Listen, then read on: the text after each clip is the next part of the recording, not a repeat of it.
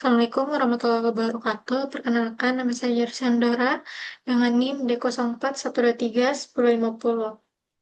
Pada kesempatan kali ini, saya akan mempresentasikan materi tentang amplitudo modulasi yang ada pada chapter 3. Tujuan presentasi kali ini, saya menjelaskan amplitudo modulasi, menyebutkan komponen-komponen pada sinyal AM, menjelaskan parameter-parameter penting pada sinyal AM, dan menjelaskan kelebihan serta kekurangan dari amplitudo modulasi.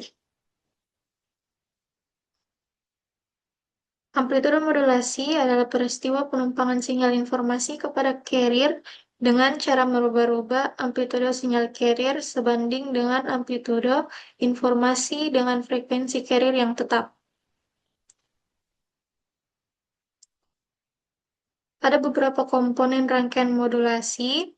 Pada rangkaian pemancar amplitudo modulasi, yang pertama, preamplifier berfungsi untuk menguatkan sinyal informasi sebelum dimodulasi. Yang kedua ada modulator. Modulator adalah komponen yang menggabungkan sinyal informasi, misalnya sinyal audio dengan gelombang pembawa. Proses ini mengubah amplitudo gelombang pembawa berdasarkan sinyal informasi menghasilkan sinyal termodulasi. Yang ketiga, power amplifier. Penguat digunakan untuk meningkatkan kekuatan sinyal termodulasi sebelum dikirim melalui antena. Ini memastikan bahwa sinyal memiliki cukup energi untuk menempuh jarak yang jauh. Kemudian ada osilator, berfungsi untuk menghasilkan gelombang pembawa dengan frekuensi yang stabil. Gelombang pembawa ini adalah sinyal dasar yang akan dimodulasi oleh sinyal informasi. Dan yang terakhir ada antena, mengirimkan sinyal termodulasi ke udara. Antena memancarkan sinyal elektromagnetik yang kemudian ditangkap oleh penerima di tempat lain. Kemudian, komponen pada rangkaian penerima. Yang pertama ada antena sebagai penangkap getaran atau sinyal yang membawa dan berisikan informasi yang dipancar oleh pemancar. Selanjutnya, penguat RF berfungsi untuk menguatkan daya RF, radio frekuensi atau frekuensi tinggi yang berisi informasi sebagai hasil modulasi pemancar asal. Setelah diperkuat, getaran RF dijatuhkan ke mixer. Kemudian, mixer mencampurkan getaran atau sinyal RF dengan frekuensi osilator lokal sehingga diperoleh frekuensi intermediate. Kemudian ada penguat if, berfungsi untuk menguatkan frekuensi intermediate sebelum diteruskan ke blok detektor. If merupakan hasil dari pencampuran getaran atau sinyal antara RF dengan osilator lokal. Selanjutnya, detektor digunakan untuk mengubah frekuensi if menjadi frekuensi informasi. Dengan cara ini, unit detektor memisahkan antara getaran atau sinyal pembawa RF dengan getaran informasi. Kemudian ada penguat audio, digunakan untuk menyearah getaran atau sinyal AF serta meningkatkan level sinyal audio. Dan kemudian diteruskan penguat AF ke suatu pengeras suara. Dan yang terakhir, ada speaker. Pengeras suara digunakan untuk mengubah sinyal atau getaran listrik berfrekuensi AF menjadi getaran suara yang dapat didengar oleh telinga manusia.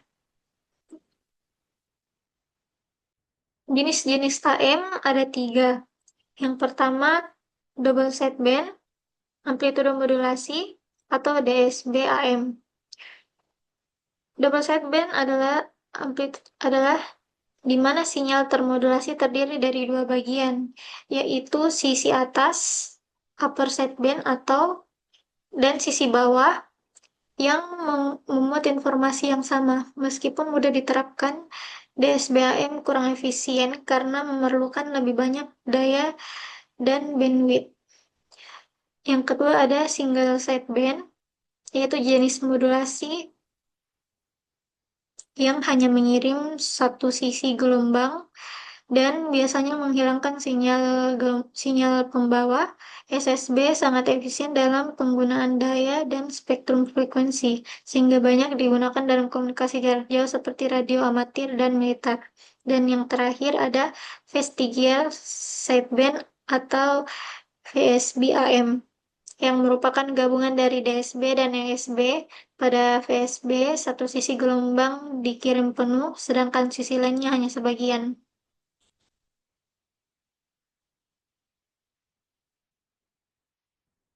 Parameter penting, amplitudo pembawa AC adalah amplitudo dari sinyal frekuensi tinggi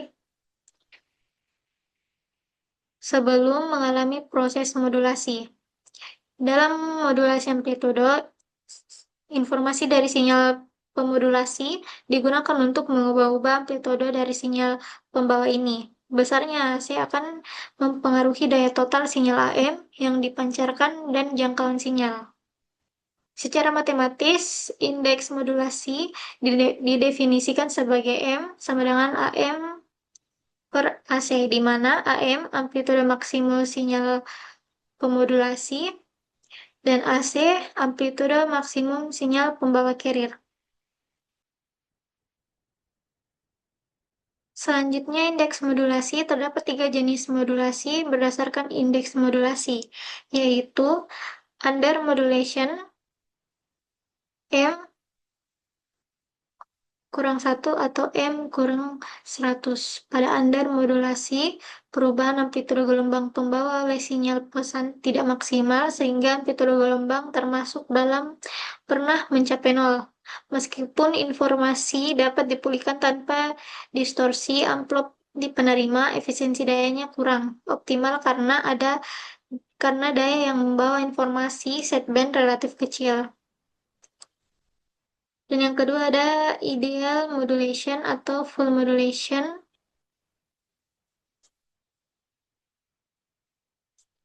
atau 100% modulation. Ideal modulation terjadi ketika sinyal pesan mengubah amplitudo pembawa secara maksimal tanpa menyebabkan distorsi. Amplitudo gelombang termodulasi akan menyentuh titik nol pada puncak negatif sinyal pesan.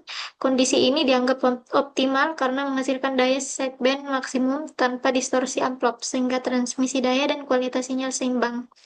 Dan yang kedua adalah modulation. Overmodulation terjadi jika sinyal pesan terlalu kuat sehingga menyebabkan sinyal pembawa terputus selama interval tertentu. Hal ini mengakibatkan distorsi amplop carrier cutoff, di mana informasi asli tidak dapat dipulihkan dengan sempurna di penerima. Selain itu, overmodulation juga menghasilkan splatter atau sideband tambahan yang dapat mengganggu kanal frekuensi lain, sehingga kondisi ini sangat dihindari. Kelebihan dan kekurangan pada amplitudo modulasi. Kelebihan amplitudo modulasi yang pertama, teknologi sederhana, mudah untuk dirancang dan diimplementasikan baik pemancar maupun penerimanya. Yang kedua, biaya rendah. Komponen perangkat keras AM relatif murah dibandingkan teknologi modulasi lain.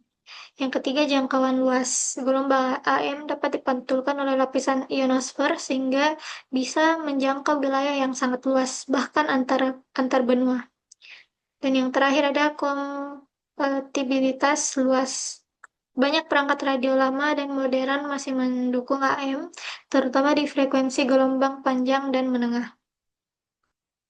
Kemudian kekurangan pada amplitudo modulasi, yang pertama kualitas suara rendah, rentan terhadap gangguan seperti petir, mesin, dan peralatan listrik karena noise memengaruhi amplitudo sinyal. Yang kedua, efisiensi daya rendah, sebagian besar daya ditransmisikan dalam carrier dan sideband yang membuatnya tidak efisien. Yang ketiga, bandwidth lebar. Membutuhkan lebar pita 2 kali lipat dari frekuensi sinyal informasi yang membatasi jumlah saluran. Dan yang terakhir, kurang efektif untuk data. Tidak cocok untuk transmisi data modern, misalnya internet atau digital TV, karena kecepatan dan kestabilannya rendah.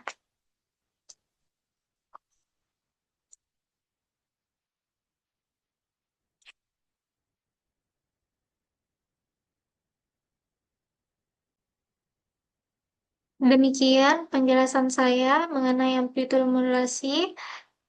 Semoga penjelasan ini dapat menambah pemahaman kita tentang pentingnya teknik modulasi dan teknologi komunikasi. Terima kasih.